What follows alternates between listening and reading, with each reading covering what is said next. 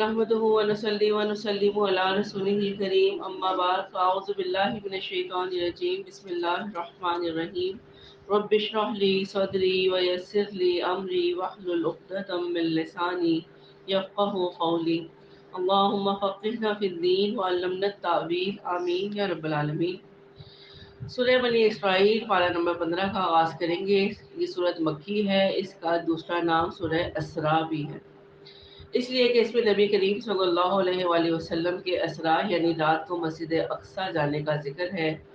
صحیح بخاری میں ہے کہ حضرت عبداللہ بن مسعود رضی اللہ تعالیٰ عنہ فرماتے ہیں کہ سورہ کہف، سورہ مریم اور سورہ بنی اسرائیل یہ عتاق اول میں سے ہیں اور میرے تلاد میں سے ہیں۔ عتاق عتیق قدیم کی جمع ہے اور تلاد طالد کی جمع ہے، اس کا معنی بھی قدیم مال ہے۔ مطلب یہ ہے کہ یہ صورتیں ان قدیم صورتوں میں سے ہیں جو مکے میں اول یا ابتدائی دور میں نازل ہوئی اور میری قدیم حفظ کرتا ہے، یعنی جن کو شروع میں آغاز میں ہی حفظ کر لیا تو وہ ان کی یہ پرانا خزانہ ہے۔ رسول اللہ صلی اللہ علیہ وآلہ وسلم ہر رات کو سورہ بنی اسرائیل اور سورہ زمر کی تلاوت فرمایا کرتے تھے۔ یہ مسند احمد کی روایت ہے 122 اس کا نمبر ہے، اور ترمذی کی حدیث ہے 3405 پہ۔ اس کے پہلے رکوع کی تلاوت سنتے ہیں۔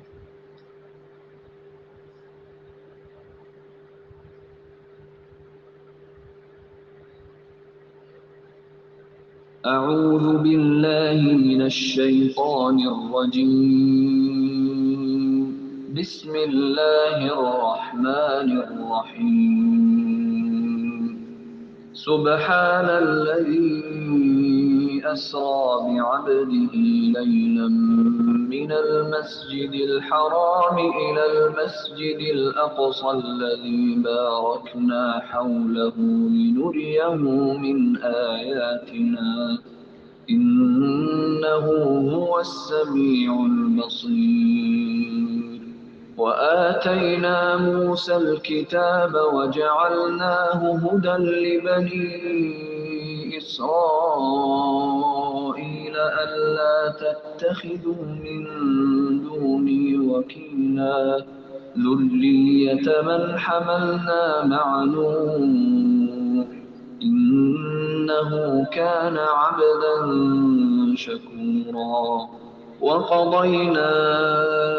إلى بني إسرائيل في الكتاب لتفسدن في الأرض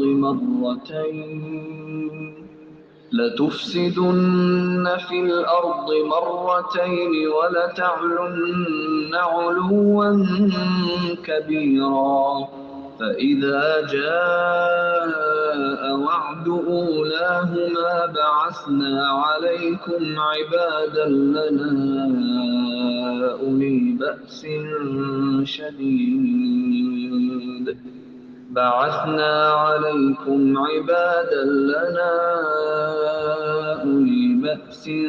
شديد فجاسوا خلال الديار وكان وعدا مفعولا ثم رددنا لكم الكرة عليهم وأمددناكم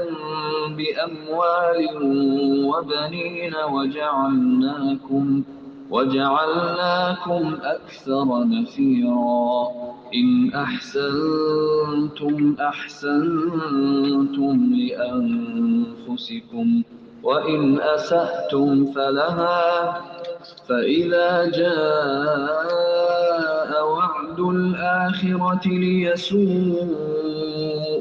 وجوهكم وليدخلوا المسجد كما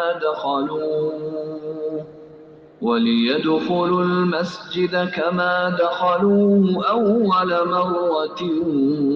وليتبروا ما علوا تتبيرا عسى ربكم أن يرحمكم وإن عدتم عدنا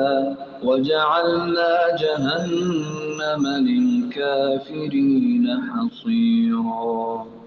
إن هذا القرآن يهدي للتي هي أقوم ويبشر ويبشر المؤمنين الذين يعملون الصالحات أن لهم أجرا كبيرا وأن الذين لا يؤمنون بالآخرة أعتدنا لهم عذابا أليما۔ شروع اللہ کے نام سے جو بہت مہربان نہایت رحم والا ہے۔ پاک ہے وہ اللہ جو اپنے بندے کو رات کے کچھ ہی حصے میں مسجد حرام سے مسجد اقصی تک لے گیا جس کے آس پاس ہم نے برکت دے رکھی ہے۔ تو ظاہری اسباب کے اعتبار سے یہ واقعہ کتنا ہی محال کیوں نہ ہو، اللہ کے لیے کچھ بھی مشکل نہیں ہوتا۔ سبحان کا لفظ ہمیشہ ایسے موقع پر آتا ہے جہاں کسی عظیم الشان بات کا یا واقعے کا ذکر ہونا مقصود ہوتا ہے۔ تو اللہ کے لیے کوئی بھی کام مشکل نہیں ہے۔ اللہ تعالیٰ ہر نقص سے، ہر تنزیہ سے بالکل پاک ہے۔ وہ تو صرف لفظ کن سے پلک جھپکنے میں جو چاہے کر سکتا ہے۔ اسباب تو انسانوں کے لیے ہیں۔ اللہ تعالیٰ ان پابندیوں اور کوتاہیوں سے بالکل پاک ہے۔ اور اسرا کے معنی ہے رات کو لے جانا، اور لیلت کا اس لیے ذکر کیا گیا تاکہ رات کی قلت واضح ہو جائے، یعنی رات کے ایک حصے یا تھوڑے سے حصے میں 40 راتوں کا یہ دور دراز کا سفر پوری رات میں نہیں بلکہ رات کے ایک قلیل حصے میں اللہ رب العزت نے طے کروایا۔ یہ نبی کریم صلی اللہ علیہ وآلہ وسلم کا ایک عظیم معجزہ ہے۔ مکے سے بیت المقدس تک کا سفر 40 دن کی مسافت پر ہے۔ اسی اعتبار سے مسجد حرام کے مقابلے میں بیت المقدس کو مسجد اقصی یعنی دوری والی مسجد یعنی دور تر مسجد کہا گیا ہے۔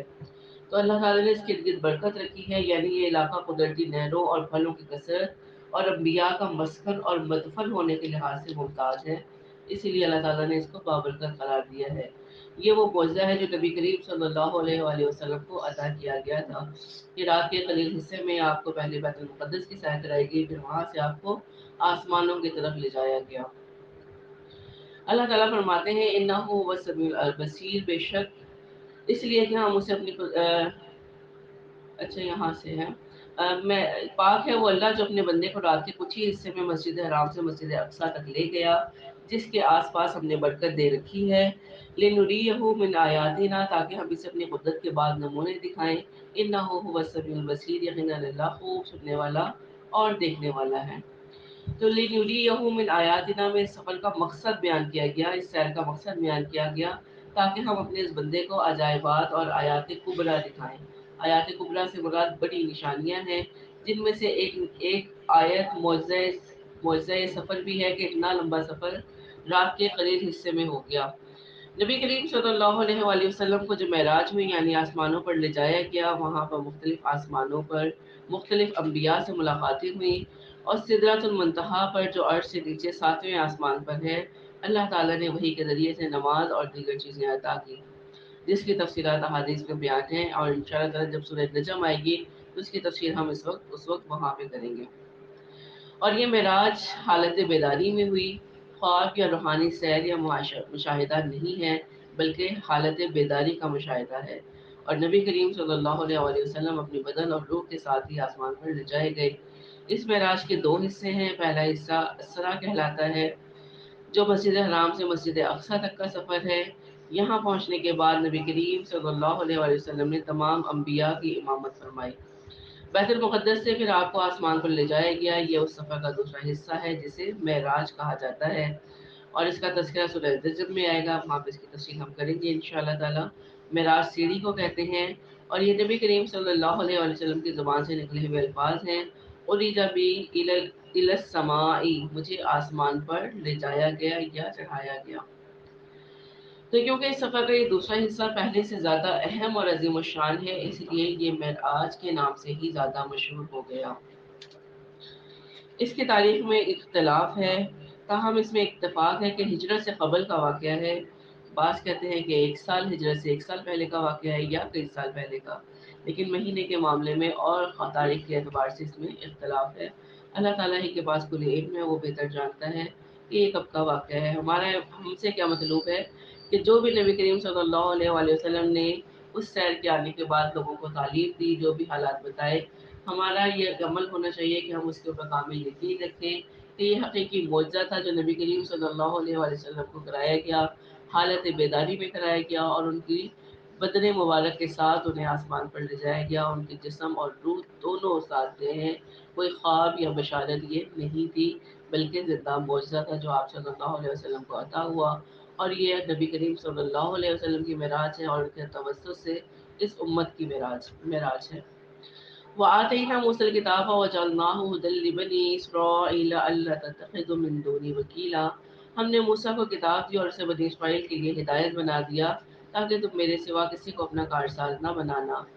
اے ان لوگوں کی اولاد جنہیں ہم نے نوح کے ساتھ کشتی میں سوار کیا تھا، وہ ہمارا بڑا ہی شکر گزار بندہ تھا۔ ہم نے بنی اسرائیل کے لیے ان کی کتاب میں صاف فیصلہ کر دیا تھا کہ تم زمین میں 2 بار فساد برپا کرو گے اور تم بڑی زیادتیاں کرو گے۔ ان دونوں وعدوں میں سے پہلے کے آتے ہی ہم نے تمہارے مقابلے پر اپنے بندے بھیج دیے جو بڑے ہی لڑاکے تھے، بس وہ تمہارے گھروں کے اندر پھیل گئے اور اللہ کا یہ وعدہ پورا ہی ہونا تھا۔ تو یہ اشارہ ہے اس ذلت و تباہی کی طرف جو بابل کے فرمانروا بخت نصر کے ہاتھوں مسیح عیسیٰ علیہ السلام سے تقریباً 600 سال پہلے یہودیوں پر یروشلم میں نازل ہوئی۔ اس نے بے دریغ یہودیوں کو قتل کیا اور ایک بڑی تعداد کو غلام بنا لیا، اور یہ اس وقت ہوا جب انہوں نے اللہ کے نبی شعیع علیہ السلام کو قتل یا عربی علیہ السلام کو قید کیا اور تورات کے احکامات کی خلاف ورزی کی اور معاصی کا ارتکاب کر کے فساد فی الارض کے مجرم بنے۔ تو جب بھی فساد فی الارض کے مجرم جو بھی قوم بنتی ہے، پھر اللہ تعالیٰ تباہی اور بربادی اس کا مقدر کر دیتے ہیں۔ پھر ہم نے ان پر تمہیں غلبہ دے کر تمہارے دین پھیرے اور مال اور اولاد سے تمہاری مدد کی اور تمہیں بڑے جتھے والا بنا دیا۔ اگر تم نے اچھے کام کیے تو خود اپنے ہی فائدے کے لیے، اور اگر تم نے برائیاں کی تو بھی اپنے ہی لیے کی۔ پھر جب دوسرے وعدے کا وقت آیا تو ہم نے دوسرے بندوں کو بھیج دیا تاکہ وہ تمہارے چہرے بگاڑ دیں اور پہلی دفعہ کی طرح پھر اسی مسجد میں گھس جائیں اور جس چیز پر قابو پائیں توڑ پھوڑ کر کے جڑ سے اکھاڑ دیں۔ تو یہ دوسری مرتبہ انہوں نے فساد برپا کیا کہ زکریا علیہ السلام کو قتل کیا اور عیسیٰ علیہ السلام کے بھی قتل کے در پہ رہے، جنہیں اللہ تعالیٰ نے زندہ آسمان پر اٹھا کر ان سے بچا لیا۔ پھر اس کے نتیجے میں رومی بادشاہ ٹیکس کو اللہ تعالیٰ نے ان پر مسلط کر دیا۔ اس نے یروشلم پہ حملہ کر کے ان کے پشتوں کے پشتے لگا دیے اور بہت سو کو قیدی بنا دیا، ان کے اموال لوٹ لیے، مذہبی صحیفوں کو پاؤں تلے روندا اور بیت المقدس اور ہیکل سلیمانی کو تاراج کیا اور انہیں ہمیشہ کے لیے بیت المقدس سے جلا وطن کر دیا، اور یوں ان کی ذلت اور رسوائی کا خوب سامان کیا۔ یہ تباہی سن 70 میں ان پر آئی۔ تو جس 2 تباہیوں کا اللہ تعالیٰ نے ذکر کیا تھا کہ انہوں نے 2 بار زمین پہ فساد کیا، تو اللہ تعالیٰ نے 2 بار ان کے اوپر عذاب بندوں کی صورت میں نازل کیا۔ امید ہے کہ تمہارا رب تم پر رحم کرے۔ ہاں اگر تم پھر بھی وہی کرنے لگے تو ہم بھی تمہارا ایسے ہی کریں گے، یعنی اگر تم نے پھر وہی روش اختیار کی فساد کے درس کی تو اللہ تعالیٰ کی بھی وہی سنت ہے، اور اللہ کی سنت میں کوئی تبدیلی نہیں آتی۔ اور ہم نے منکروں کا قید خانہ جہنم کو بنا رکھا ہے۔ یقیناً یہ قرآن وہ راستہ دکھاتا ہے جو بہت ہی سیدھا ہے، اور ایمان والوں کو جو نیک اعمال کرتے ہیں اس بات کی خوشخبری دیتا ہے کہ ان کے لیے بہت بڑا اجر ہے، اور یہ کہ جو لوگ آخرت پہ یقین نہیں رکھتے ان کے لیے ہم نے دردناک عذاب تیار کر رکھا ہے۔ ويدعو الإنسان بالشر دعاءه بالخير وكان الإنسان عجولا وجعلنا الليل والنهار آيتين فمحونا آية الليل وجعلنا آية النهار مبصرة لتبتغوا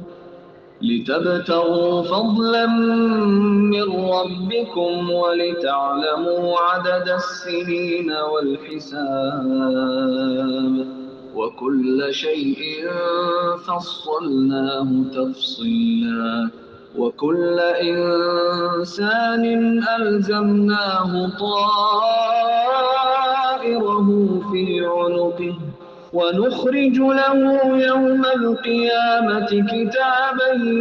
يلقاه منشورا اقرأ كتابك كفى بنفسك اليوم عليك حسيبا من اهتدى فإنما يهتدي لنفسه ومن ضل فإنما يضل عليها ولا تزر وازرة وزر أخرى وما كنا كنا معذبين حتى نبعث رسولا وإذا أردنا أن نهلك قرية أمرنا متر فيها ففسقوا فيها فحق عليها القول فدمرناها تدميرا وكم أهلكنا من القرون من بعد نوح وكفى بربك بذنوب عباده خبيرا بصيرا من كان يريد العاجلة عجلنا له فيها ما نشاء لمن نريد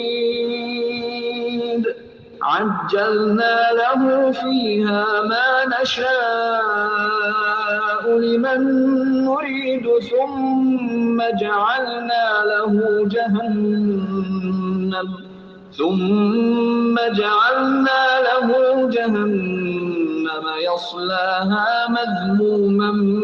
مدحورا ومن أراد الآخرة وسعى لها سعيها وهو مؤمن فأولئك كان سعيهم مشكورا كلا نمد هؤلاء وهؤلاء من عطاء ربك وما كان عطاء ربك محظورا انظر كيف فضلنا بعضهم على بعض وللآخرة أكبر درجات وأكبر تفضيلا لا تجعل مع الله إلها آخر فتقعد مذموما مخذولا اور انسان برائی کی دعائیں مانگنے لگتا ہے بالکل اس کی اپنی بھلائی کی دعا کی طرح انسان ہے ہی بڑا جلد باز ہم نے رات اور دن کو اپنی قدرت کی نشانیاں بنایا ہے رات کی نشانی کو تو ہم نے بے نور کر دیا اور دن کی نشانی کو روشن بنایا ہے تاکہ تم اپنے رب کا فضل تلاش کر سکو اور اس لیے بھی کہ تم برسوں کا شمار اور حساب معلوم کر سکو اور ہر چیز کو ہم نے خوب تفصیل سے بیان فرما دیا ہے ہم نے ہر انسان کی برائی بھلائی کو اس کے گلے لگا دیا ہے اور بروز قیامت ہم اس کے سامنے اس کے نامہ اعمال نکالیں گے جسے وہ اپنے سامنے کھلا ہوا پائے گا امام ابن کثیر نے طائر سے مراد انسان کے اعمال لیے ہیں اس کا مطلب یہ ہے کہ اس کے اچھے یا برے عمل جس پر اسے اچھی یا بری جزا دی جائے گی گلے کے ہار کی طرح اس کے ساتھ ہوں گے یعنی اس کا ہر عمل لکھا جا رہا ہے اللہ کے ہاں اس کا پورا ریکارڈ محفوظ ہوگا قیامت والے دن اس کے مطابق فیصلہ کر دیا جائے گا تو بروز قیامت ہم اس کے سامنے اس کا نامہ اعمال نکالیں گے جسے وہ اپنے سامنے کھلا ہوا پا لے گا لے خود ہی اپنی کتاب آج پڑھ لے آج تو خود اپنا ہی حساب لینے کو کافی ہے جو راہ راست حاصل کر لے وہ خود اپنے ہی بھلے کے لیے راہ یافتہ ہوتا ہے اور جو بھٹک جائے اس کا بوجھ اسی کے اوپر ہے کوئی بوجھ اٹھانے والا کسی اور کا بوجھ اپنے اوپر نہ لا دے گا ہماری سنت نہیں کہ رسول بھیجنے سے پہلے ہی عذاب کرنے لگے یعنی جب تک کہ رسول اور کتابیں نازل نہیں ہوتی اس سے پہلے کسی قوم پر عذاب نازل نہیں ہوتا عذاب کب نازل ہوتا ہے جب کتابوں کی رسولوں کی اور ان کی دعوت کی تردید کی جائے اور جب ہم کسی بستی کی ہلاکت کا ارادہ کر لیتے ہیں تو وہاں کے متکبر خوشحال لوگوں کو کچھ حکم دیتے ہیں اور وہ اس بستی میں کھلی نافرمانی کرنے لگتے ہیں تو ان پر عذاب کی بات ثابت ہو جاتی ہے پھر ہم اسے تباہ و برباد کر دیتے ہیں تو اس آیت میں وہ اصول بتایا گیا جس کی روح سے قوموں کی ہلاکت کا فیصلہ کیا جاتا ہے اور وہ یہ کہ ان کے خوشحال متکبر طبقہ اللہ کے حکموں کی نافرمانی شروع کر دیتا ہے یہ ایک عذاب کی صورت ہوتی ہے کیونکہ جو بھی متکبر خوشحال لوگ ہوتے ہیں عام طبقہ انہیں کو ہی رول ماڈل سمجھ کے انہیں کی تقلید کر رہا ہوتا ہے تو جب وہ لوگ نافرمانی شروع کرتے ہیں تو دوسرے لوگ بھی ان کی تقلید کرنے لگ جاتے ہیں اس کی ادنا سی مثال آپ یوں دیکھ لیں کہ میڈیا پہ جب ہمارے پروگرامز کے اندر بے حیائی فحاشی دکھائی گئی تو عام گھروں میں رہنے والی لڑکیوں نے بچیوں نے خواتین نے بھی انہی کے طرز عمل پہ وہی لباس پہننا شروع کر دیا تو تو جب ان کی تقلید ہوئی تو کیا ہوا کہ وہ بے حیائی جو تھی وہ پورے معاشرے میں پھیل گئی۔ تو یہ ایک لاشعوری طور پر انسان کی فطرت کے اندر یہ چیز ہے کہ وہ اپنے سے اوپر جو بہتر طبقے کے لوگ ہوتے ہیں ان کی تقلید کرنا شروع کر دیتا ہے۔ تو یوں اللہ تعالیٰ اس قوم میں اللہ کی نافرمانی عام یوں اس قوم میں اللہ کی نافرمانی عام ہو جاتی ہے اور وہ مستحق عذاب ہو جاتے ہیں۔ ہم نے نوح کے بعد بھی بہت سی قومیں ہلاک کی اور آپ کا رب اپنے بندوں کے گناہوں سے کافی خبردار اور خوب دیکھنے ڈھالنے والا ہے۔ جس کا ارادہ صرف اس جلدی والی دنیا یعنی فوری فائدہ ہی کا ہو تو اسے ہم یہاں جس قدر جس کے لیے چاہیں دے دیتے ہیں، یعنی جو دنیا کی طلب کرتا ہے اسے دنیا عطا کر دی جاتی ہے، پھر اس کے لیے ہم جہنم مقرر کر دیتے ہیں جہاں وہ برے حالوں دھتکارا ہوا داخل ہوگا۔ اور جس کا ارادہ آخرت کا ہو اور جیسی کوشش اس کے لیے ہونی چاہیے اس طرح کی وہ کوشش بھی کرتا ہو اور وہ مومن بھی ہو، بس یہی وہ لوگ ہیں جن کی کوشش کی اللہ کے ہاں پوری قدردانی کی جائے گی۔ تو یہاں اللہ کی قدردانی حاصل کرنے کا تین طریقے بتائے گئے ہیں۔ پہلی کیا چیز ہے کہ ارادہ آخرت یعنی اخلاص اور اللہ کی رضا جوئی کے ساتھ نیک عمل کیا جائے اور کوشش ایسی کی جائے جو اس کے لائق ہو، یعنی سنت کے عین مطابق ہو، اللہ کا قرب حاصل کرنے کی اور آخرت کی طلب میں وہی طریقہ اپنایا جائے جو نبی کریم صلی اللہ علیہ وسلم نے اپنایا۔ اور تیسری چیز کیا ہے کہ وہ مومن بھی ہو یعنی ایمان بھی ہو، کیونکہ ایمان کے بغیر کوئی بھی عمل قبول نہیں کیا جاتا۔ تو قبولیت عمل کے لیے ایمان کے ساتھ ساتھ اخلاص اور سنت نبی کے مطابق اس عمل کا ہونا بہت ضروری ہے، پھر اللہ تعالیٰ اس کوشش کی پوری قدردانی فرماتے ہیں۔ ہر ایک کو ہم مسلسل نوازتے رہتے ہیں، یعنی کافر اور مومن سب کو سب کچھ ملتا ہے دنیا میں بھی اور آخرت میں کافروں کا کوئی ٹھکانہ نہیں ہوگا، یعنی انہیں کچھ بھی نہیں ملے گا، انہیں دنیا میں ہی سب کچھ مل جائے گا، انہیں بھی اور انہیں بھی، یعنی کافروں کو بھی اور ایمان والوں کو بھی۔ آپ کے پروردگار کے انعامات سے آپ کے پروردگار کی بخشش رکی ہوئی نہیں ہے، بلکہ ہر ایک کے لیے اس کے سلسلے جاری ہیں۔ دیکھیے ان میں سے ایک کو دوسرے پر ہم نے کس طرح فضیلت دے رکھی ہے، اور آخرت تو درجوں میں اور بھی بڑھ کر ہے اور فضیلت کے اعتبار سے بہت بڑی ہے۔ تو دنیا میں جس طرح اللہ تعالیٰ نے درجہ بندی کی ہے دنیا کی تقسیم میں، اسی طرح آخرت میں بھی درجہ بندی وہاں پر ملے گی۔ اللہ کے ساتھ کسی اور کو معبود نہ ٹھہرانا، ورنہ بدحال اور بےکس ہو کر بیٹھ رہے گا۔ قضى ربك ألا تعبدوا إلا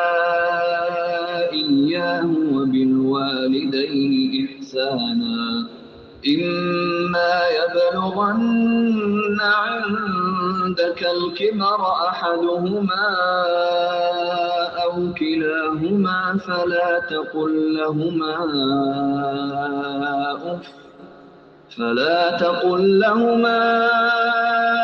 أف ولا تنهرهما وقل لهما قولا كريما واخفض لهما جناح الذل من الرحمة وقل رب ارحمهما كما ربياني صغيرا ربكم أعلم بما في نفوسكم إن تكونوا صالحين فإنه كان للأوابين غفورا وآت ذا القربى حقه والمسكين وابن السبيل ولا تبذر تبذيرا إن المبذرين كانوا إخوان الشياطين وكان الشيطان لربه كفورا وإما تعرضن عنهم ابتغاء رحمة من ربك ترجوها فقل لهم قولا ميسورا ولا تجعل يدك مغلولة إلى عنقك ولا تبسطها كل البسط فتقعد ملوما محسورا إن ربك يبسط الرزق لمن يشاء ويقدر إنه كان بعباده خبيرا بصيرا۔ اور آپ کا پروردگار صاف صاف حکم دے چکا ہے کہ تم اس کے سوا کسی اور کی عبادت نہ کرنا اور ماں باپ کے ساتھ احسان کرنا۔ اگر تیری موجودگی میں ان میں سے ایک یا وہ دونوں بڑھاپے کو پہنچ جائیں تو ان کے آگے اف تک نہ کہنا، نہ انہیں ڈانٹ ڈپٹ کرنا، بلکہ ان کے ساتھ ادب اور احترام سے بات چیت کرنا۔ تو اس آیت میں اللہ تبارک و تعالیٰ نے اپنی عبادت کے بعد دوسرے نمبر پر والدین کے ساتھ حسن سلوک کا حکم دیا ہے، جس سے والدین کی اطاعت، ان کی خدمت اور ان کے ادب و احترام کی اہمیت واضح ہوتی ہے۔ یعنی ربوبت الہی کے تقاضوں کے ساتھ اطاعت والدین کے تقاضوں کی ادائیگی بھی ضروری ہے، اور عاجزی اور محبت کے ساتھ ان کے سامنے تواضع کے لیے تواضع کا بازو چکائے رکھنا اور دعا کرتے رہنا کہ اے میرے پروردگار ان پر رحم فرما جیسے انہوں نے میرے بچپن میں میری پرورش کی ہے۔ تو والدین کے سامنے تواضع اور عاجزی کا اظہار کرنا، اپنے بازو پست کرنا، اس چیز کا اللہ رب العزت نے یہاں پہ حکم فرمایا ہے۔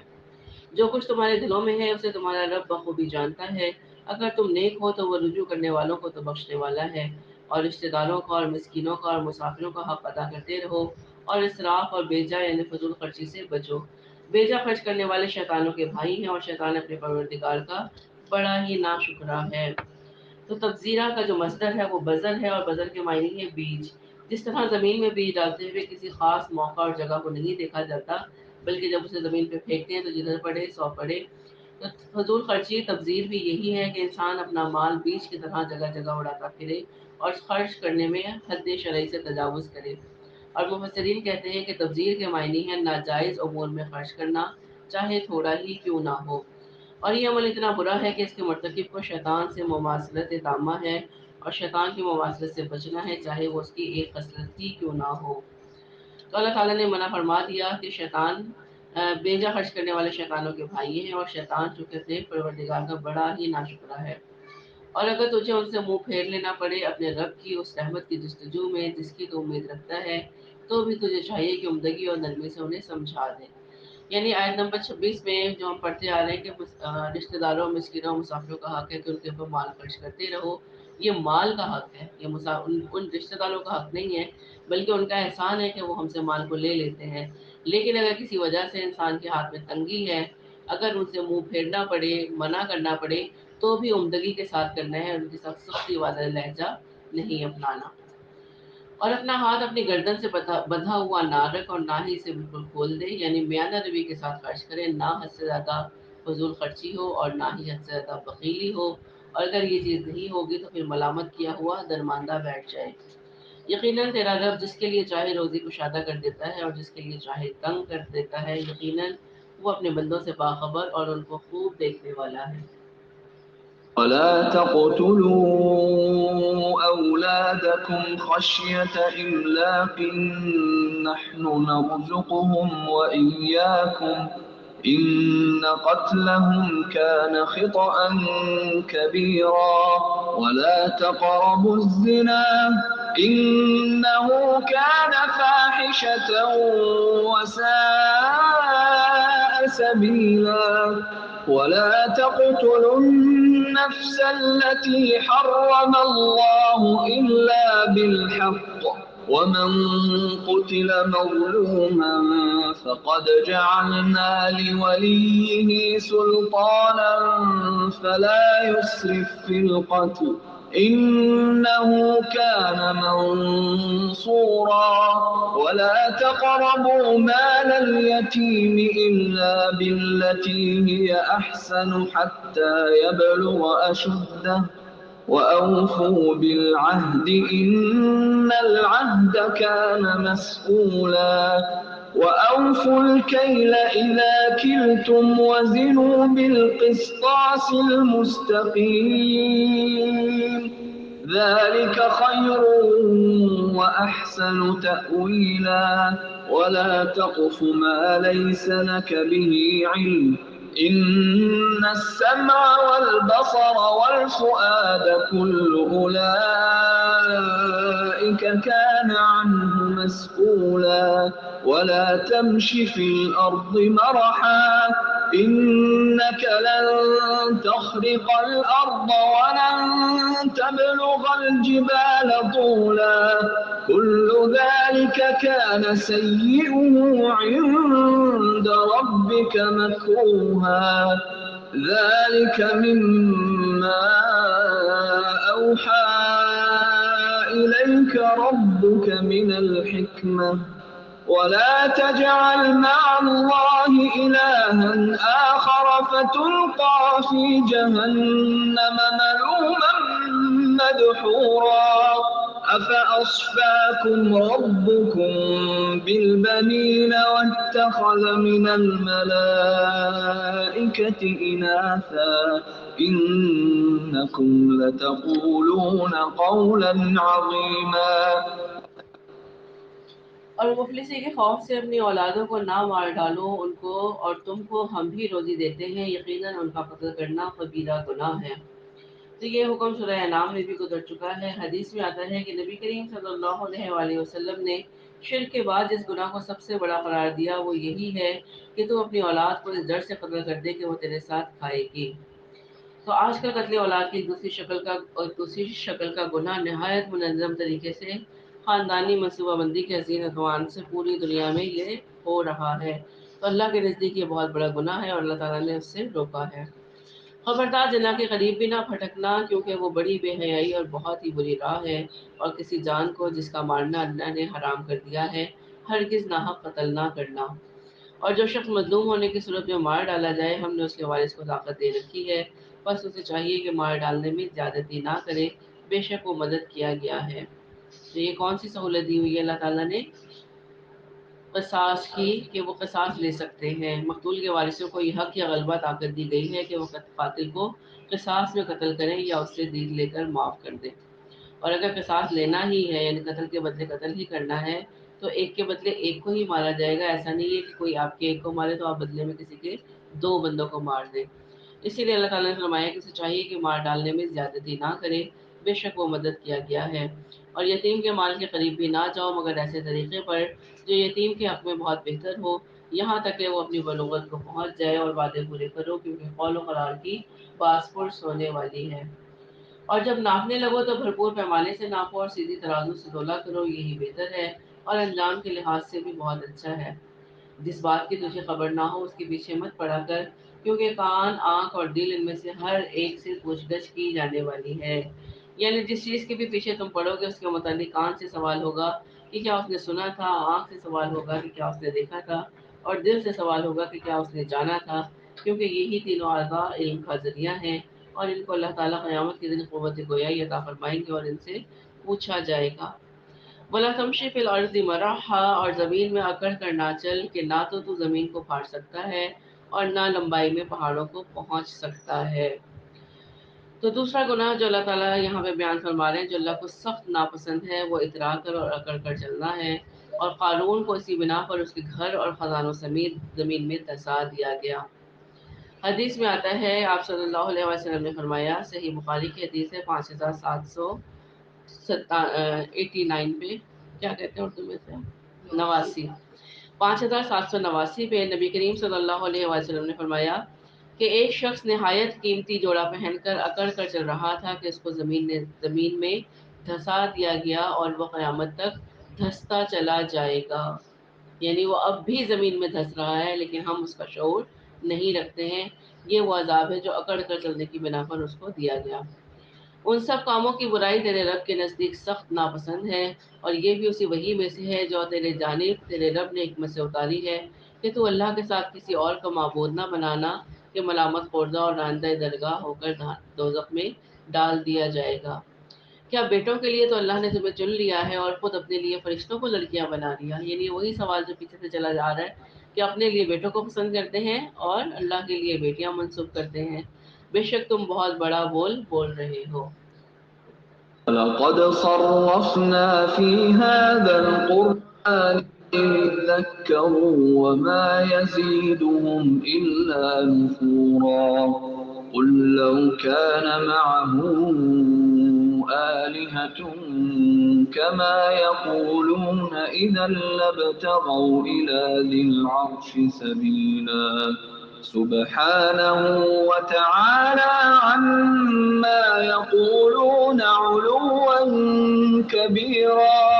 تسبح له السماوات السبع والأرض ومن فيهن وإن من شيء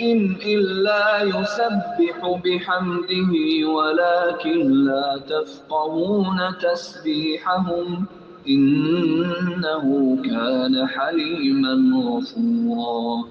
وإذا قرأت القرآن جعلنا بينك وبين الذين لا يؤمنون بالآخرة حجابا مستورا وجعلنا على قلوبهم أكنة أن يفقهوه وفي آذانهم وقرا وإذا ذكرت ربك في القرآن وحده ولوا على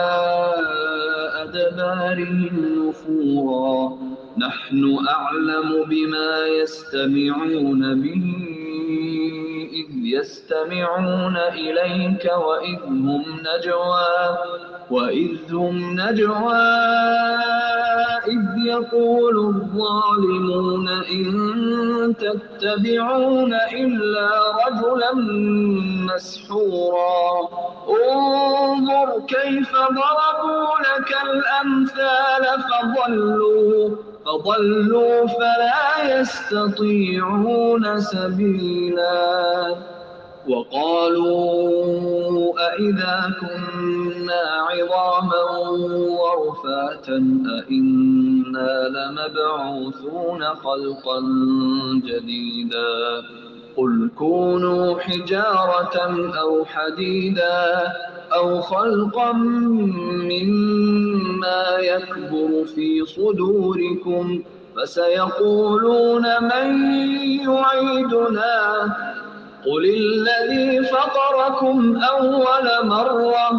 فسينغضون إليك رؤوسهم ويقولون متاه قل عسى أن يكون قريبا يوم يدعوكم فتستجيبون بحمده وتظنون إن لبثتم إلا قليلا.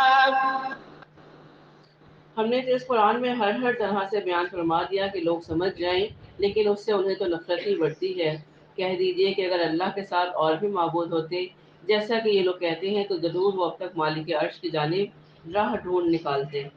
تو اس کے ایک معنی تو یہ ہے کہ جس طرح ایک بادشاہ دوسرے بادشاہ پر لشکر کشی کر کے غلبہ و قوت حاصل کر لیتا ہے، اسی طرح یہ دوسرے معبود بھی اللہ پر غلبے کی کوئی راہ ڈھونڈ نکالتے، اور کیونکہ اب تک ایسا نہیں ہوا جبکہ ان معبودوں کو پوچھتے ہوئے صدیاں گزر گئی، یعنی ان کا جو قیام ہے وہ صدیوں سے قائم ہے، لیکن پھر بھی اللہ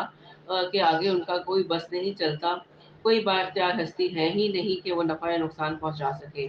اور دوسری معنی یہ ہے کہ یہ نہ تو قرب حاصل کرنے کا ذریعہ ہے، کیونکہ اگر یہ قرب حاصل کرنے کا ذریعہ ہوتے تو اب تک یہ سارے کافر مشرک اور کافر اللہ کا قرب حاصل کر چکے ہوتے۔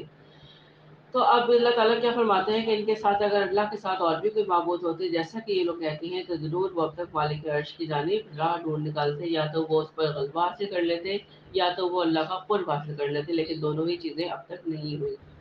جو کوئی یہ کہتے ہیں کہ اس سے وہ پاک اور بالاتر ہے، وہ بہت دور اور بہت بلند ہے، ساتوں آسمان اور زمین اور جو بھی ان میں ہے اسی کی تسبیح کر رہے ہیں، ایسی کوئی چیز نہیں جو اس سے پاکیزگی اور تعریف کے ساتھ یاد نہ کرتی ہو۔ ہاں یہ صحیح ہے کہ تم ان کی تسبیح سمجھ نہیں سکتے، یعنی سب اسی کے مطیع اور اپنے اپنے انداز میں اس کی تسبیح اور تحمید میں مصروف ہیں، گو ہم ان کی تسبیح اور تحمید کو نہ سمجھ سکیں۔ تو اللہ تعالیٰ نے یہ بیان کر دیا کہ ہر چیز تسبیح کر رہی ہے۔ صحابہ کرام بیان کرتے ہیں کہ ہم بعض اوقات کھانے سے تسبیح کی آواز سنتے جبکہ کھانا کھایا جا رہا ہوتا تھا، اور ایک اور حدیث سے ثابت ہے کہ چونٹیاں بھی اللہ کی تسبیح کرتی ہیں۔ اسی طرح کھجور کے جس تنے کے ساتھ ایک لگا کر رسول اللہ صلی اللہ علیہ وسلم خطبہ ارشاد فرمایا کرتے تھے، جب وہ لکڑی کا ممبر بن گیا اور اسے آپ نے چھوڑ دیا تو بچے کی طرح اس سے رونے کی آواز آئی۔ مکے میں ایک پتھر تھا جو رسول اللہ صلی اللہ علیہ وسلم کو سلام کیا کرتا تھا۔ تو ان آیاتوں سے ہی احادیث سے واضح ہے کہ جمادات و نباتات کے اندر بھی ایک مخصوص قسم کا شعور موجود ہے، وہ ہم نہیں سمجھ سکتے، اور وہ شعور کی بنا پر اللہ کی تسبیح کرتے رہتے ہیں، لیکن ہمارے آگے پڑتا ہے ہم ان کی تسبیح کو نہیں سمجھ سکتے۔ انہ کان حلیما غفورا، وہ بڑا بردبار اور بخشنے والا ہے۔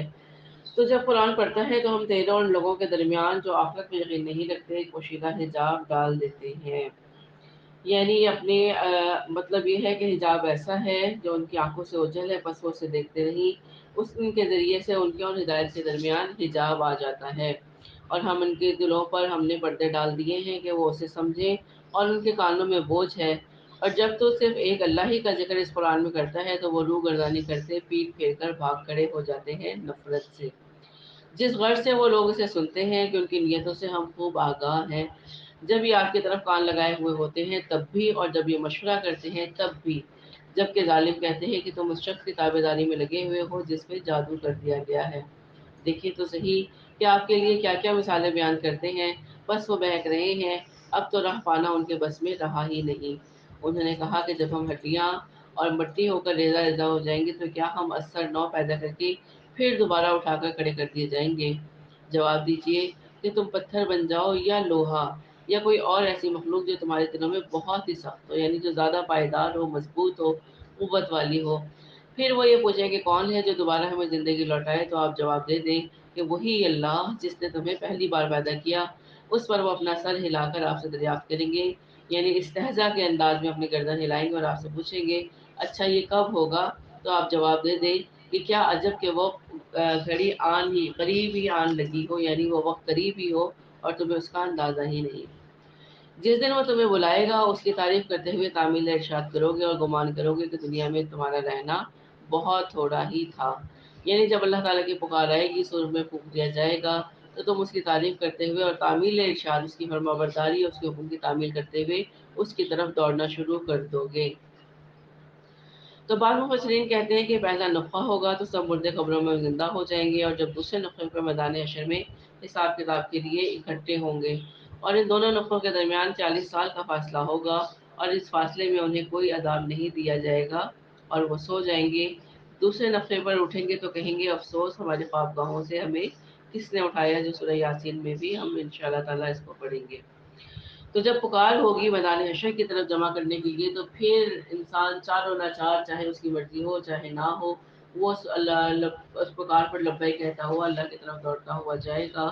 اور وہ یہ گمان کریں گے کہ وہ دنیا میں تھوڑا ہی عرصہ رہے۔ کیوں؟ کیونکہ دنیا کی جو آسائشیں ہیں وہ اس دن کی ہولناکیوں کے مقابلے میں بالکل حقیر ہوں گی، اور وہ بھول جائیں گے ان ساری آسائشوں کو۔ ان کو لگے گا کہ ہم نے ان خوشیوں کو، آسائشوں کو چند لمحے ہی دیکھا ہے، اصل میں تو مصیبت کے دن یہ آج کا دن ہے۔ وقل لعبادي يقولوا التي هي أحسن إن الشيطان ينزغ بينهم إن الشيطان كان للإنسان عدوا مبينا ربكم أعلم بكم إن يشأ يرحمكم أو إن يشأ يعذبكم وما أرسلناك عليهم وكيلا وربك أعلم بمن في السماوات والأرض ولقد فضلنا بعض النبيين على بعض وآتينا داود زبورا قل ادعوا الذين زعمتم من دونه فلا يملكون كشف الضر عنكم ولا تحويلا أولئك الذين يدعون يبتغون إلى ربهم الوسيلة أيهم أقرب ويرجون رحمته ويخافون عذابه إن عذاب ربك كان محذورا وإن من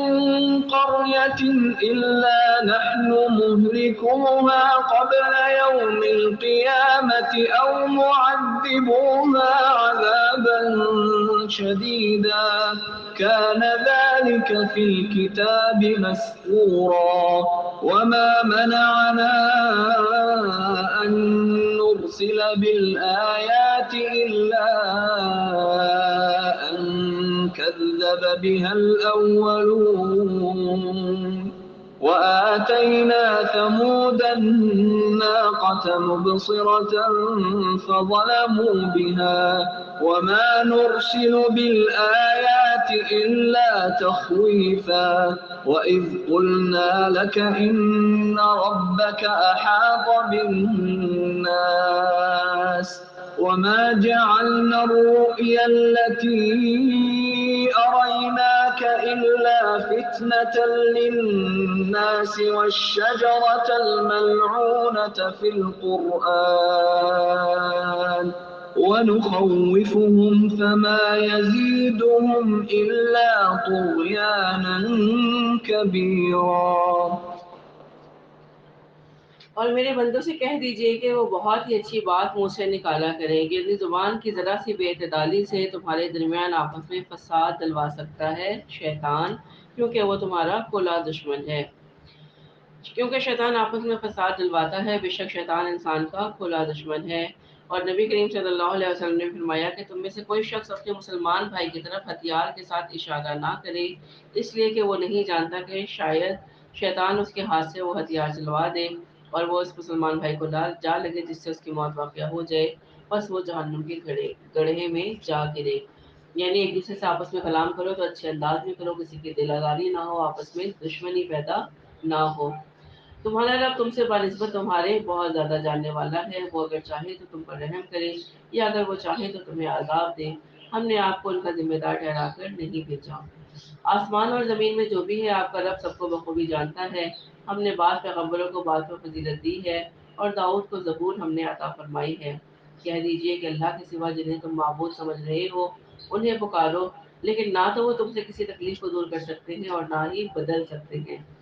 جنہیں یہ لوگ پکارتے ہیں خود وہ اپنے رب کے تقرب کی جستجو میں رہتے ہیں کہ ان میں سے کون زیادہ قریب ہے اللہ کے، وہ خود اس کی رحمت کی امید رکھتے ہیں اور اس کے عذاب سے خوفزدہ رہتے ہیں۔ بات بھی یہی ہے کہ تیرا رب کا عذاب ڈرنے کی ہی چیز ہے۔ جتنی بھی بستیاں ہیں ہم قیامت کے دن سے پہلے پہلے یا تو انہیں ہلاک کر دینے والے ہیں یا سخت تر سزا دینے والے ہیں، یہ تو کتاب میں لکھا جا چکا ہے۔ یعنی کتاب سے مراد لوح محفوظ ہے۔ مطلب یہ ہے کہ اللہ کی طرف سے یہ بات طے شدہ ہے کہ ہم کافروں کی ہر بستی کو یا تو موت کے ذریعے سے ہلاک کر دیں گے، اور بستی سے مراد باشندگان ہے، اور ہلاکت کی وجہ ان کا کفر اور شرک اور ظلم اور طغیان ہے۔ تو اللہ تعالیٰ نے کیا فرمایا کہ ہم چاہیں تو ان کو ہلاک کر دیں، یہ کتاب میں لکھا جا چکا ہے۔ ہم نشانات یعنی معجزات کے نازل کرنے سے روک صرف اسی لیے ہے کہ اگلے لوگ انہیں جھٹلا چکے ہیں۔ ہم نے یہ آیت اس وقت اتری جب کفار نے مطالبہ کیا کہ کوہ صفا کو سونے کا پہاڑ بنا دیا جائے یا مکے کے پہاڑ اپنی جگہ سے ہٹا دیں تاکہ وہاں کاشتکاری ممکن ہو سکے، جس پر اللہ تعالیٰ نے کہا کہ ہم ان نشانیوں کو صرف اس لیے روک رہے ہیں کہ اگر ہم ان کے مطالبات پورے کر دیں، صفا کو سونے کا پہاڑ بنا دیں، ان کی کاشتکاری کے لیے زمین دے دیں، اس کے بعد اگر یہ ایمان نہیں لائے تو ان کی ہلاکت یقینی ہے، پھر انہیں مہلت نہیں دی جائے گی۔ تو نبی کریم صلی اللہ علیہ وآلہ وسلم نے اس بات کو پسند فرمایا اور ان کا مطالبہ پورا نہ ہوا تاکہ یقینی ہلاکت سے بچ جائیں۔ تو اللہ تعالیٰ نے فرمایا کہ اگر وہ ایمان نہیں لائے تو پھر ان کی تباہی اور ہلاکت ان کا مقدر بن جائے گی، اور یہ ایسا پہلے ہو چکا ہے کیونکہ ہم نے سمودیوں کو واضح نشانی کے طور پر اونٹنی دی لیکن انہوں نے اس پر ظلم کیا۔ ہم تو لوگوں کو دھمکانے کے لیے ہی نشانات بھیجتے ہیں، یعنی جو معجزہ ہوتا ہے وہ وارننگ کے طور پر ہوتا ہے، اگر اسے قبول کر لیں گے ایمان لائیں گے تو فلاح ہے، اگر اس کو انکار کر دیں گے تو پھر بربادی ان کا مقدر بن جاتی ہے۔ اور یاد کرو جبکہ ہم نے آپ سے فرما دیا کہ آپ کے رب نے لوگوں کو گھیر لیا ہے، جو رویا یعنی خواب آپ کو دکھایا یا جو معراج کرائی گئی ہم نے آپ کو جو دکھائی تھی وہ لوگوں کے لیے صاف آزمائش ہی تھی، اور اسی طرح وہ درخت بھی جس پر قرآن میں لعنت کی گئی، وہ کون سا درخت ہے؟ زقوم کا درخت۔ ہم انہیں ڈرا رہے ہیں لیکن یہ ڈرانا انہیں اور بڑی سرکشی میں بڑھا رہا ہے۔ تو یہ اس معراج کے واقعے سے بہت سے لوگ جو نئے نئے مسلمان ہوئے تھے جن کا بھی ایمان اتنا طاقتور نہیں تھا وہ بھی فتنے کا باعث بن گئے تھے، اور کچھ منافقین نے کفار نے تردید کی تھی۔ تو اللہ تعالیٰ نے کیا فرمایا کہ جو معجزہ ہم نے آپ کو دکھایا تھا وہ لوگوں کے لیے صاف آزمائش تھی، کچھ لوگ اس کا بالکل ہی انکار کر بیٹھ بیٹھے اور کچھ تجزب کا خیال رہے، اور اسی طرح وہ درخت بھی ان کے لیے آزمائش بن گیا جو زقوم کا درخت ہے، جس کے بارے میں آگے چل کے ہم صورتوں میں پڑھیں گے کہ ابو جہل نے کیا کہا تھا کہ وہ تو کھجور ہے اور مکھن ہے، وہ تو میں یوں ہی کھا لوں گا، تو وہ بھی ان کے لیے فتنہ اور آزمائش بن گیا۔ اللہ تعالیٰ فرماتے ہیں کہ ہم انہیں ڈرا رہے ہیں لیکن یہ ڈرانا انہیں اور بڑی سرکشی میں بڑھا رہا ہے، یعنی کوئی فائدہ نہیں دے رہا انہیں یہ ڈرانا۔ وَإِذْ قُلْنَا لِلْمَلَائِكَةِ الملائكة اسجدوا لآدم فسجدوا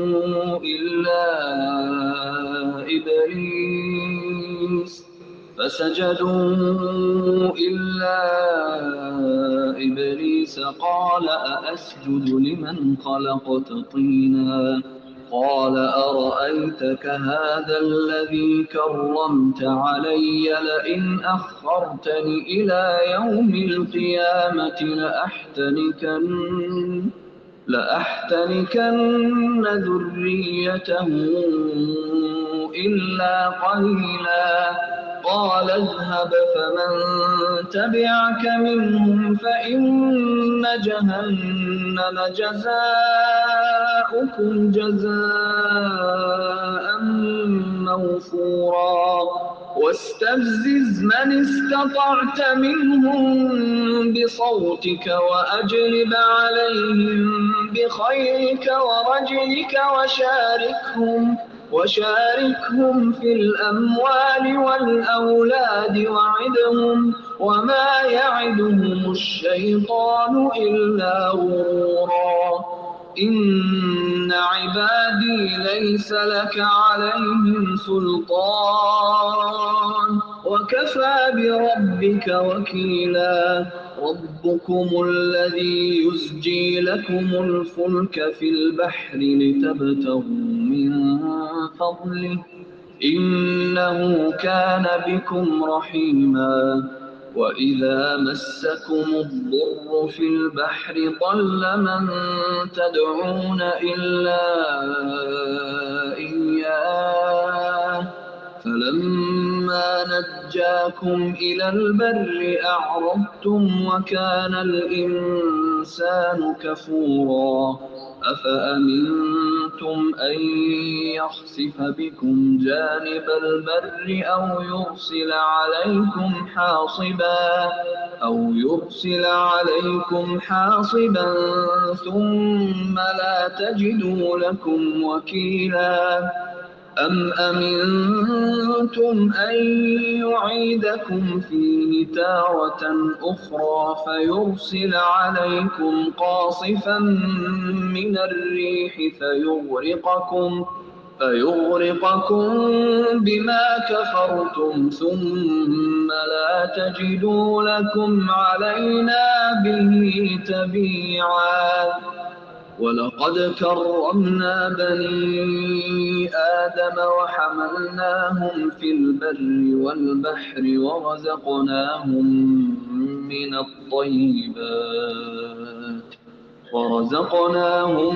من الطيبات وفضلناهم على كثير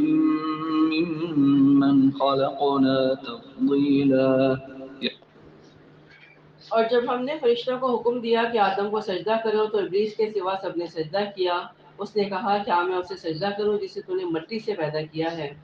اچھا دیکھ لے اسے تو نے مجھ پر بزرگی تو دی ہے لیکن اگر مجھے بھی قیامت تک تو نے ڈھیر دی تو میں اس کی اولاد کی سوائے بہت تھوڑے لوگوں کی جڑ کاٹ ڈالوں گا یعنی اس پر غلبہ حاصل کر لوں گا جس طرح چاہوں گا گمراہ کروں گا البتہ تھوڑے سے لوگ ہی میرے وار سے بچ سکیں گے ارشاد ہوا کہ جا ان میں سے جو بھی تیرا تابعدار ہو جائے گا تو تم سب کی سزا جہنم ہے جو پورا بدلہ ہے ان میں سے تو جس سے بھی چاہے اپنی آواز سے بہکا سکے گا بہکا لے تو آواز سے مراد پرفریب دعوت یا گانے موسیقی یا لہو لو کے دیگر آلات کے جن کے ذریعے سے شیطان انسانوں کی اکثریت کو گمراہ کر رہا ہے تو اللہ نے فرمایا کہ تم میں سے جسے بھی چاہے اپنی آواز سے بہکا لے تو یہ وہ ظاہری اسباب ہیں اور ویسے آواز کیا ہے کہ شیطان انسان کے دل میں وسوسہ یا خیال ڈالتا ہے اور انسان وہ کام کر گزرتا ہے اور ان پر اپنے سوار اور پیادے چڑھا لا ان لشکروں سے مراد انسانوں اور جنوں کے وہ سوار اور پیادے لشکر ہیں جو شیطان کے چیلے اور اس کے پیروکار ہیں اور شیطان ہی کی طرح انسانوں کو گمراہ کرتے ہیں اور ان کے مال اور اولاد میں شریک بن جا مال میں شیطان کی شراکت کا مطلب یہ ہے کہ حرام ذریعے سے مال کمانا اور حرام طریقے سے ہی خرچ کرنا اور اسی طرح جانوروں کو بتوں کے نام پر وقف کر دینا مثلا بحیرہ صاحبہ وغیرہ جو سورہ نام میں پڑھ کے آئے ہیں اور اولاد میں شرکت کا مطلب ہے کہ زنا کاری کے ذریعے سے اولاد حاصل کرنا یا اس غیر اسلامی طریقے سے ان کی تربیت کرنا اور وہ برے اخلاق و کردار کے حامل ہوں یا ان کو تنگدستی کے خوف سے زندہ درگور کر دینا یا ہلاک کر دینا، اور اولاد کو مجوسی، یہودی یا نصرانی وغیرہ بنانا۔ تو یہ ساری چیزیں اولاد میں شریک ہونے کے مترادف ہیں، اور انہیں جھوٹے وعدے دے دے۔ جھوٹے وعدے کیا ہیں کہ نہ ہی جنت ہے، نہ ہی کوئی دوزخ ہے، اور نہ ہی قیامت آئے گی، بس یہی زندگی ہے، کھاؤ پیو جیو انجوائے کرو، اس کے علاوہ بعد میں کچھ بھی نہیں ہے۔ تو اللہ تعالیٰ فرماتے ہیں کہ ان سے جتنے بھی وعدے شیطان کے ہوتے ہیں سب کے سب سراسر فریب ہیں، جھوٹے ہیں۔ بلا شبہ میرے سچے بندوں پر تیرا کوئی غلبہ نہیں، اور تیرا رب کارسازی کرنے والا کافی ہے۔ تمہارا پروردگار وہ ہے جو تمہارے لیے دریا میں کشتیاں چلاتا ہے تاکہ تم اس کا فضل تلاش کرو، وہ تم پر بہت ہی مہربان ہے۔ اور سمندروں میں مصیبت پہنچتے ہی جنہیں تم پکارتے تھے سب گم ہو جاتے ہیں، صرف اللہ باقی رہ جاتا ہے۔ پھر جب وہ تمہیں خشکی کی طرف بچا لاتا ہے تو تم منہ پھیر لیتے ہو، اور انسان ہے ہی بڑا ناشکرا۔ تو کیا تم اس بات سے بے خوف ہو گئے ہو کہ تمہیں خشکی کی طرف لے جا کر زمین میں دھسا دے، یا تم پر پتھروں کی آندھی بھیج دے اور پھر تم اپنے لیے کوئی نگہبان نہ پا سکو؟ یا کیا تم اس بات سے بے خوف ہو گئے ہو کہ اللہ پھر تمہیں دوبارہ دریا کے سفر میں لے آئے اور تم پر تند و تیز یعنی طوفانی ہواؤں کے جھونکے بھیج دے، تمہارے کفر کی وجہ سے تمہیں غرق کر دے، پھر تم اپنے لیے اس کے بدلے ہمارا پیچھا کرنے والا نہ پاؤ؟ یقیناً ہم نے اولاد آدم کو بڑی عزت دی اور انہیں خشکی اور تری کی سواریاں دی، اور انہیں پاکیزہ چیزوں کی روزیاں دی، اور اپنی بہت سی مخلوقات پر انہیں فضیلت عطا فرمائی۔ يوم ندعو كل أناس بإمامهم فمن أوتي كتابه بيمينه فأولئك يقرؤون كتابهم ولا يظلمون فتيلا ومن كان في هذه أعمى فهو في الآخرة أعمى وأضل سبيلا وإن كادوا ليفتنونك عن الذي أوحينا إليك لتفتري علينا غيره وإذا لاتخذوك خليلا ولولا أن ثبتناك لقد كدت تركن إليهم شيئا قليلا إذا لأذقناك ضعف الحياة وضعف الممات ثم لا تجد لك علينا نصيرا وإن كادوا ليستفزونك من الأرض ليخرجوك منها وإذا لا يلبثون خلافك إلا قليلا سنة من قد أرسلنا قبلك من رسلنا ولا تجد لسنتنا تحويلا جس دن ہم ہر جماعت کو اس کے پیشوا سمیت بلائیں گے، پھر جن کا بھی اعمال نامہ دائیں ہاتھ میں دے دیا گیا وہ تو شوق سے اپنے نام اعمال پڑھنے لگیں گے، اور دھاگے کے برابر یعنی جگہ برابر بھی ظلم نہ کیے جائیں گے۔ اور جو کوئی اس جہان میں اندھا رہا وہ آخرت میں بھی اندھا اور راستے سے بہت ہی بھٹکا ہوا رہے گا۔ یہ لوگ آپ کو اس وحی سے جو ہم نے آپ پر اتاری ہے بہکانا چاہتے ہیں تاکہ اب اس وحی کے سوا کچھ اور ہی ہمارے نام سے گھڑ لیں، تب تو آپ کو یہ لوگ اپنا دلی دوست بنا لیں گے۔ یعنی جو کفار کہتے تھے کہ یا تو ہماری خواہش نفس کے مطابق کلام کریں یا اس قرآن میں ہی تبدیلی کر لیں، تو اللہ تعالیٰ نے فرمایا کہ جو وہی ہم آپ پر اتاریں یہ آپ کو اس سے بہکانا چاہتے ہیں۔ اگر ہم آپ کو ثابت قدم نہ رکھتے تو بہت ممکن تھا کہ ان کی طرف قدر قلیل مائل ہی ہو جاتے۔ تو اس میں اس عصمت کا بیان ہے جو اللہ کی طرف سے انبیاء علیہ السلام کو حاصل ہوئی۔ اس سے یہ معلوم ہوتا ہے کہ مشرکین اگرچہ نبی کریم صلی اللہ علیہ وسلم کو اپنی طرف مائل کرنا چاہتے تھے، لیکن اللہ نے آپ کو ان سے بچا لیا، آپ ذرا بھی ان کی طرف نہیں جھکے۔ تو یہ مقام عصمت و تحفظ انبیاء علیہ السلام کے علاوہ کسی اور کو حاصل نہیں ہوتا۔ اللہ تعالیٰ ہی اپنے نبیوں اور رسولوں کی حفاظت فرمانے والے ہیں۔ اور اگر بالفرض ایسا ہوتا بھی تو پھر ہم زندگی میں بھی آپ کو دوہرے عذاب کا مزہ چکھاتے، یعنی اگر کوئی نبی یا رسول یا نبی کریم صلی اللہ علیہ وسلم خود ہی مشرکین یا کفار کی طرف جھک جاتے تو اللہ تعالیٰ نے فرمایا کہ ہم بھی آپ کو دوہرے عذاب کا مزہ چکھاتے اور موت کے بعد بھی دوہرے عذاب کا، پھر آپ اپنے لیے ہمارے مقابلے میں کسی کو مددگار نہ پاتے۔ یہ تو آپ کے قدم اس سرزمین مکہ سے اکھاڑنے ہی لگے تھے کہ آپ کو اس سے نکال دیں، پھر یہ بھی آپ کے پاس بہت ہی کم ٹھہر پاتے۔ یعنی اگر یہ منصوبے کے مطابق آپ کو مکے سے نکال دیتے تو یہ خود بھی اس میں زیادہ دیر وہاں سروائیو نہیں کر سکتے تھے۔ ایسا ہی دستور ان کا تھا جو آپ سے پہلے رسول ہم نے بھیجے، اور آپ ہمارے دستور میں کبھی بھی رد و بدل نہیں پائیں گے۔ أقم الصلاة لدلوك الشمس إلى غسق الليل وقرآن الفجر إن قرآن الفجر كان مشهودا ومن الليل فتهجد به نافلة لك عسى أن يبعثك ربك مقاما محمودا وقل رب أدخلني مدخل صدق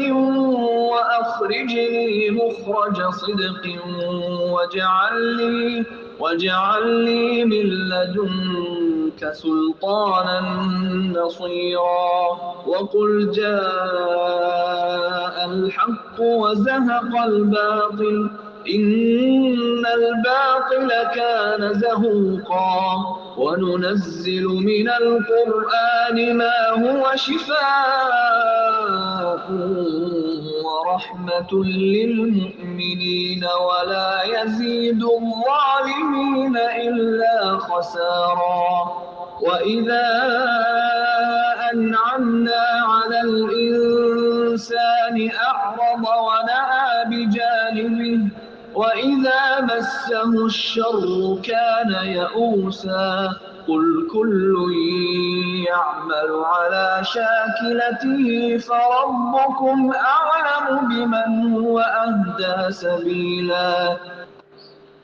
نماز قائم کریں آفتاب کے ڈھلنے سے لے کر رات کی تاریکی تک اور فجر کے وقت قرآن پڑھنا بھی یقیناً فجر کے وقت قرآن پڑھنا فرشتوں کے حاضر ہونے کا وقت ہے یعنی اس وقت فرشتے حاضر ہوتے ہیں بلکہ دن کے فرشتوں اور رات کے فرشتوں کا اجماع ہوتا ہے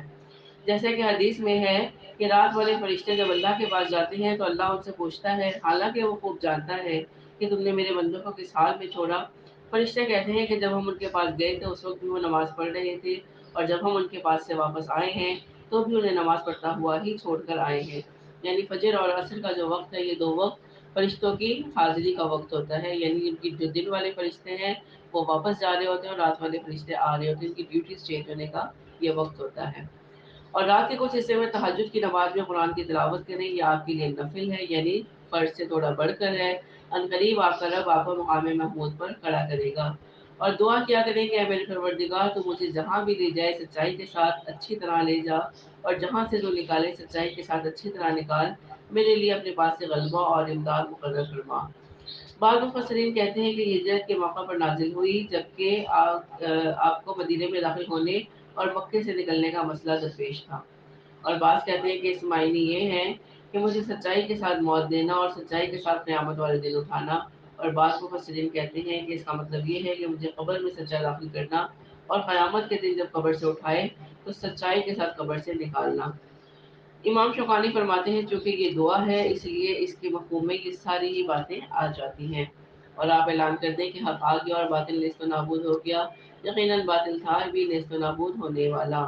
حدیث میں آتا ہے کہ فتح مکہ کے بعد جب نبی کریم صلی اللہ علیہ وسلم خانہ کعبہ میں داخل ہوئے تو وہاں 360 بت تھے آپ کے ہاتھ میں چھڑی تھی آپ چھڑی کی نوک سے ان بتوں کو مارتے جاتے اور کہتے جاتے وقل جاء الحق وزهق الباطل کہ حق آ گیا اور باطل مٹ گیا اور جاء الحق ما یبدئ الباطل وما یعید سورہ سبا کی آیت ہے حق آ گیا اور باطل پہلی بار ابھر نہ سکا اور نہ ہی دوبارہ ابھرے گا یہ دونوں آیتیں آپ صلی اللہ علیہ وسلم پڑھتے جاتے اور بتوں کو گراتے جاتے یہ قرآن جو ہم نازل کر رہے ہیں مومنوں کے لیے تو سراسر شفا اور رحمت ہے مگر ظالموں کے لیے خسارے کی سوا کسی چیز میں اضافہ نہیں کرتا اور انسان پر جب ہم اپنا انعام کرتے ہیں تو وہ منہ موڑ لیتا ہے اور کروٹ بدل لیتا ہے اور جب اسے کوئی تکلیف پہنچتی ہے تو مایوس ہو جاتا ہے کہہ دیجیے کہ ہر شخص اپنے طریقے پر عامل ہے جو پوری ہدایت کے راستے پر ہے انہیں تمہارا رب بھی بخوبی جاننے والا ہے ويسألونك عن الروح قل الروح من أمر ربي وما أوتيتم من العلم إلا قليلا ولئن شئنا لنذهبن بالذي أوحينا إليك ثم لا تجد لك به علينا وكيلا إلا رحمة من ربك إن فضله كان عليك كبيرا قل لئن اجتمعت الإنس والجن على أن يأتوا بمثل هذا القرآن لا يأتون بمثله ولو كان بعضهم لبعض ظهيرا ولقد صرفنا للناس في هذا القرآن من كل مثل فأبى أكثر الناس إلا كفورا وقالوا لن نؤمن لك حتى تفجر لنا من الأرض ينبوعا أو تكون لك جنة من نخيل وعنب فتفجر الأنهار خلالها تفجيرا أو تسقط السماء كما زعمت علينا كسفا أو تأتي بالله والملائكة قبيلا أو يكون لك بيت من زخرف أو ترقى في السماء ولن نؤمن لرقيك حتى تنزل علينا كتابا نقرأه قل سبحان ربي هل كنت إلا بشرا رسولا وما منع الناس أن يؤمنوا إذ جاءهم الهدى إلا أن قالوا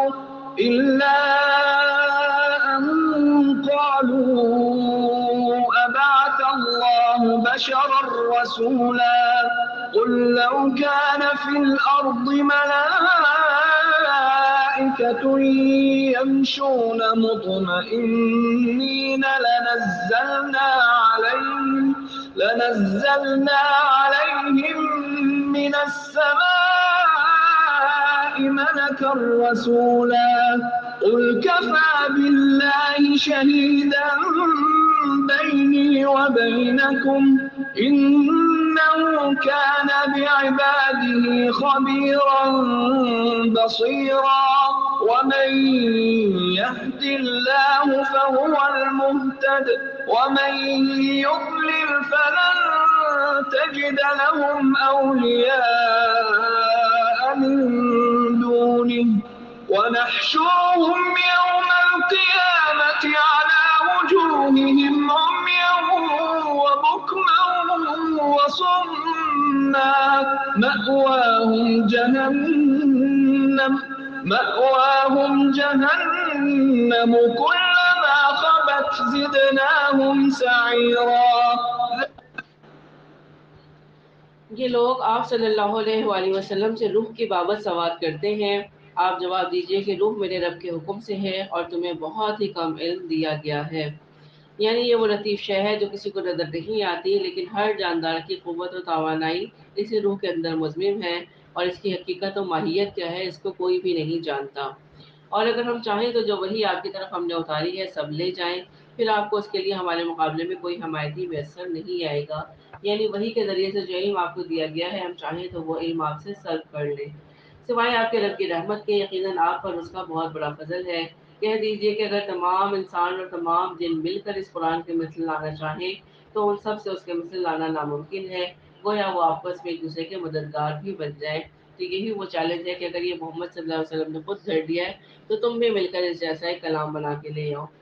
ہم نے تو اس قرآن میں لوگوں کے سمجھنے کے لیے ہر طرح سے تمام مثالیں بیان کر دی ہیں مگر اکثر لوگ انکار سے باز نہیں آتے. انہوں نے کہا کہ ہم تجھ پر ہرگز ایمان نہیں لائیں گے یہاں تک کہ تو ہمارے لیے زمین سے کوئی چشمہ جاری کر دے یا آپ کے لیے کوئی باغ ہو کھجوروں اور انگوروں کا اور اس کے درمیان آپ بہت سی نہریں جاری کر کے دکھائیں یا آپ آسمان کو ہم پر ٹکڑے ٹکڑے کر کے گرا دیں جیسا کہ آپ کا گمان ہے یا آپ خود اللہ کو اور فرشتوں کو ہمارے سامنے لا کھڑا کریں یا آپ اپنے لیے کوئی سونے کا یا آپ کے اپنے لیے کوئی سونے کا گھر ہو یا آپ آسمان پر چڑھ جائیں اور ہم تو آپ کے چڑھ جانے کا بھی اس وقت تک ہرگز یقین نہیں کریں گے جب تک کہ آپ ہم پر کوئی کتاب نہ اتار لائیں جسے ہم خود پڑھ لیں. یعنی جس طرح موسیٰ علیہ السلام تورات کی تختیاں لائے تھے، اسی طرح کی کتابیں جب تک نہیں لائیں گے ہم ان سے خود نہیں پڑھیں گے جب تک آپ پر یقین نہیں کریں گے۔ آپ صلی اللہ علیہ وسلم جواب دے دیں کہ میرا پروردگار پاک ہے، میں تو صرف ایک انسان ہی ہوں جو رسول بنایا گیا ہوں۔ لوگوں کے پاس ہدایت پہنچ چکنے کے بعد ایمان سے روکنے والی صرف یہی چیز رہی کہ انہوں نے کہا کہ کیا اللہ نے ایک بشر کو رسول بنا کر بھیجا؟ آپ کہہ دیں کہ اگر زمین میں فرشتے چلتے پھرتے اور رہتے بستے ہوتے تو ہم بھی ان کے پاس کسی آسمانی فرشتے کو ہی رسول بنا کر بھیجتے۔ کہہ دیجئے کہ میرے اور تمہارے درمیان اللہ کا گواہ ہونا کافی ہے، وہ اپنے بندوں سے خوب آگاہ ہے اور انہیں بخوبی دیکھنے والا ہے۔